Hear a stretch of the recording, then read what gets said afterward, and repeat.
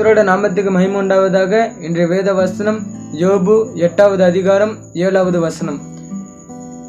உம்முடைய துவக்கம் அற்பமாயிருந்தாலும் உம்முடைய முடிவு சம்பூர்ணமாயிருக்கும். இந்த வசனத்தை பிரகாரம் நம்ம பார்ப்போம் என்றால், ஏசப்பா நமக்குன்னு ஒரு தரிசனத்தை வைத்திருப்பாங்க. அந்த தரிசனத்தை பிரகாரம் அந்த பாதையில போகக்குள்ள சாத்தான் நம்மளுக்கு கஷ்டத்தை கொடுப்பான், துக்கத்தை கொடுப்பான். ஆனா அது எல்லாத்தையும் கடந்தாப்பித்துக்கு நம்மளுக்கு ஒரு சந்தோஷமான வாழ்க்கை காத்துக்கிட்டு இருக்கும். ஏசப்பா தரிசனம் மகிமை உள்ள தரிசனம். அந்த தரிசனத்தை பிரகாரம் நம்ம நடக்கக்குள்ள நம்ம ஆரம்பம் எப்படி இருந்தாலும் பரவாயில்ல, ஆனா முடிவு சம்பூர்ணமாய் இருக்கும். ஏசப்பா நம்மளுக்கு வாக்கு கொடுத்திருக்காங்க. நம்ம கண்ணீரோட விதைத்ததெல்லாம் கம்பீரமாக அறுப்போம்.